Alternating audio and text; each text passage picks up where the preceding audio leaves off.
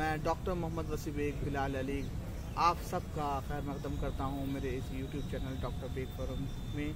आज का जो मेरा टॉपिक है वो टॉपिक है the value of creativity and innovation in entrepreneurship. देखिए, अगर हम ग्लोबल पॉपुलेशन इंडेक्स की बात करते हैं अपने कंट्री की, तो हम देखेंगे कि हमारा कंट्री जो है पॉपुलेशन के हिसाब से सेकेंड रैंक में है। देखिए, अगर हम इनोवेशन इंडेक्स में बात देखेंगे तो हमारा रैंकिंग जो है वो 60 है।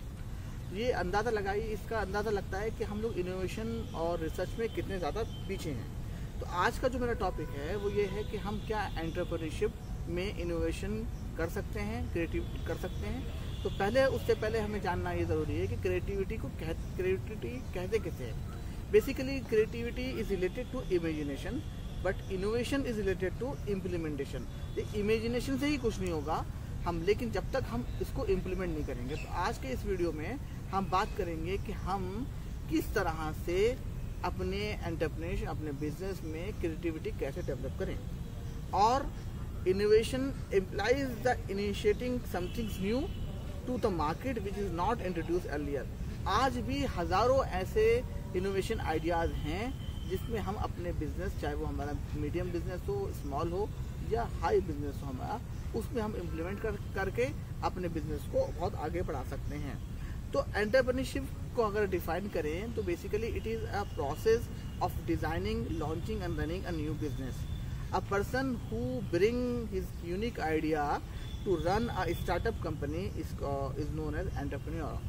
और बिजनेस और एंटरप्रेन्योर में फ़र्क ये होता है कि बिजनेस एंटरप्रेन्योर कोई नए आइडियाज़ लेके आता है, और बिजनेस में क्या होता है कि business basically the activity of making one living of marking money by producing और बाइंग एंड सेलिंग प्रोडक्ट। उसका मकसद सिर्फ और सिर्फ अपने प्रोडक्ट को सेल करना उसका मकसद रहता है। लेकिन एंटरप्रेन्योरशिप का मकसद ये रहता है कि वो अपने प्रोडक्ट को सेल आउट करने के साथ साथ मार्केट में भी अपनी एक वैल्यू बनाए, और वो नए नए आइडियाज़ के ज़रिए से भी हो सकता है। देखिए, इनोवेशन और रिसर्च की ज़रूरत क्यों पड़ती है। अगर हम देखें कि अगर हमारा जो प्रोडक्ट वो प्रोडक्ट अगर अप्रोचेबल होगा, डुएबल होगा या फिजिबल होगा तो मार्केट में बहुत ही आसानी से वो सरवाइव कर जाएगा। अब लेकिन क्यों ज़रूरत इसलिए है कि मार्केट में बहुत कंपटीशन है।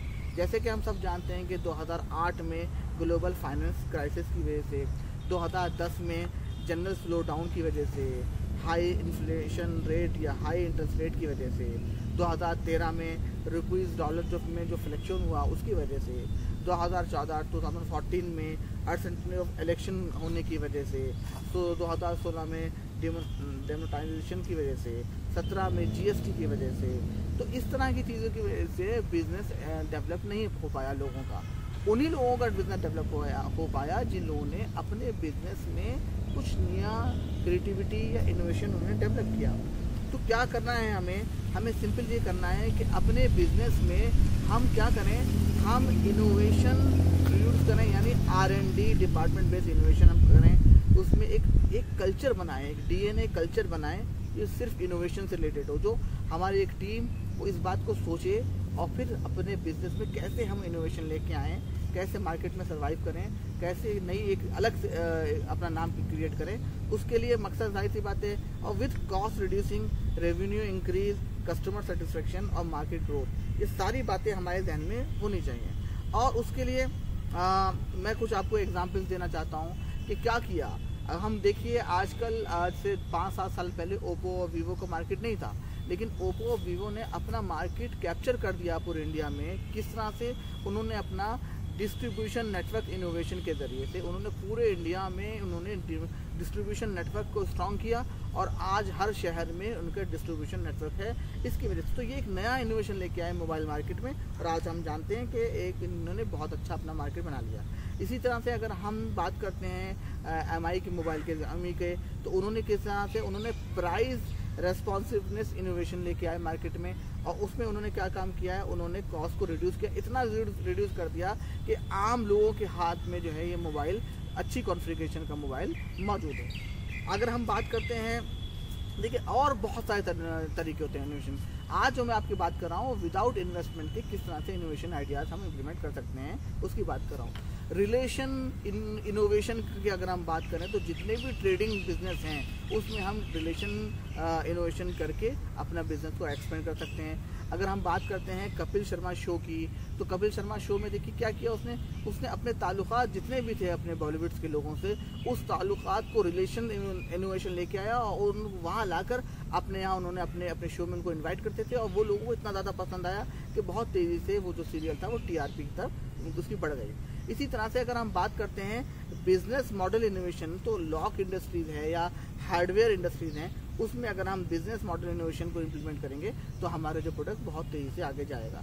आगे अगर हम बात करते हैं वर्क फ्लो इनोवेशन की, तो टीचिंग है, कोचिंग्स हैं, इस तरह के जो बिजनेस हैं उसमें हमें चाहिए कि वर्क फ्लो इनोवेशन इम्प्लीमेंट करें। सिस्टम डिलीवरी इनोवेशन में फ्लिपकार्ट है, अमेजन है, देखिए कितनी तेज़ी से वो लोग उन्होंने अपना मार्केट कैप्चर करा है पूरी दुनिया में। तो उन्होंने सिस्टम डिलीवरी, इनका सिस्टम डिलीवरी यानी डिलीवरी करने का, पहुंचना, सामान को वक्त तक पहुंचाने का, वक्त से पहले पहुंचाने का जो क्रिएट जाता है वो इन सारी कंपनीज को जाता है। इसी तरह से जो हमारे लॉजिस्टिक्स बिजनेस हैं वो डिस्ट्रीब्यूशन इनोवेशन पे वर्कआउट करते हैं। वैल्यू इनोवेशन की अगर हम बात कर रहे हैं तो जितने भी सॉफ्टवेयर्स हैं वो वैल्यू इनोवेशन पे वर्कआउट करते हैं, चाहे वो माइक्रोसॉफ्ट हो या विप्रो हो या एसेंचर हो। अगर हम सप्लाई चेन इनोवेशन की बात करते हैं तो मिनिमाइज फेलियर के साथ साथ ये भी अपने मार्केट में बहुत तेज़ी से आगे बढ़ रहे हैं। अगर हम इसी तरह से इकोनॉमिक ऑफ स्केल की बात करें, वॉलमार्ट है, बिग बाज़ार है, तो इन्होंने इतनी ज़्यादा परचेज एक प्रोडक्ट की इतनी ज़्यादा परचेज कर लेते हैं कि फिर उससे क्या होता है कि अल्टीमेटली रेट कम करना ही पड़ता है उनको। और जब लोगों को लगता है कि यहाँ पर प्रोडक्ट उनका बहुत सस्ता है तो लोग आते खींचे चले जाते हैं। रीजनल ब्रांड इक्विटी, ये भी बहुत इंपॉर्टेंट चीज़ है। नेशनल सेंटीमेंट, जैसे अगर हम बाबा रामदेव जी के जो प्रोडक्ट्स हैं पतंजलि, उसमें हम देखेंगे तो उन्होंने क्या है कि एक सेंटीमेंट क्रिएट कर दिया एंड नया इनोवेशन लेके आए कि हम भाई उसको रिलीजियस चीज़ों से या फिर उसको अपने देश से जोड़ दो तो लोग उनके परचेज करेंगे। आज उनके प्रोडक्ट इतना ज़्यादा मार्केट में आ गए हैं, लोग परचेज कर रहे हैं कि हिंदुस्तान लीवर के प्रोडक्ट्स को भी सेल के हिसाब से कम है। तो यानी पतंजलि ने हिंदुस्तान लेवर को भी ओवरकम कर दिया इन टर्म्स ऑफ हम करते हैं कि प्रोडक्ट की बात करें तो।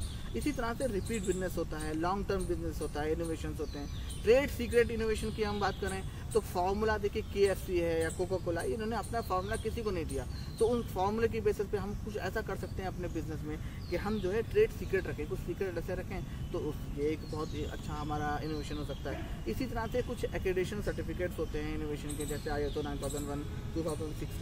इस तरह से हम अपने बिजनेस में अपने प्रोडक्ट को बहुत मार्केट बना सकते हैं। इसी तरह अगर हम मैन्युफैक्चरिंग एफिशिएंसी की बात करते हैं तो देखिए मैकडोनल्ड का बर्गर, आप जाएंगे 1 मिनट के अंदर जिस तरह जो आप टाइप का बर्गर खाना चाहते हैं तो ऑर्डर करेंगे, विद इन 1 मिनट जो है आपको ऑर्डर आ जाएगा। तो उन्होंने किस पे वर्कआउट किया?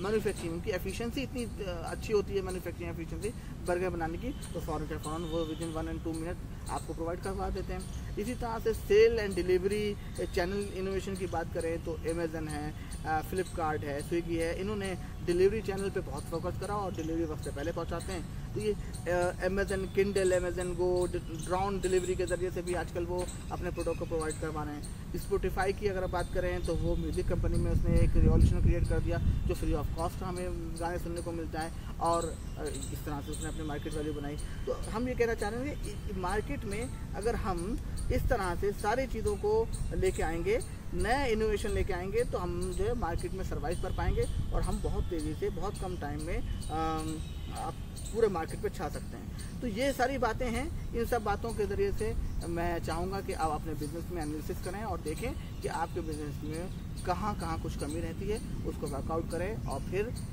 अपने यहाँ कुछ इनोवेशन बिज़नेस में लेके आएँ और उसके बाद फिर देखिए आपका बिज़नेस बहुत आगे से बहुत तेज़ी से तरक्की करेगा। मैं आप सबका फिर से बहुत शुक्रगुजार हूँ, आप मेरे वीडियोज़ को बहुत लाइक कर रहे हैं। मेरी दरख्वास्त है कि आप ज़्यादा से ज़्यादा इस मेरी वीडियोज़ को शेयर करें और सब्सक्राइब करवाएं तो अपने दोस्तों, अपने रिश्तेदारों के बीच में। बहुत बहुत शुक्रिया। अस्सलाम वालेकुम।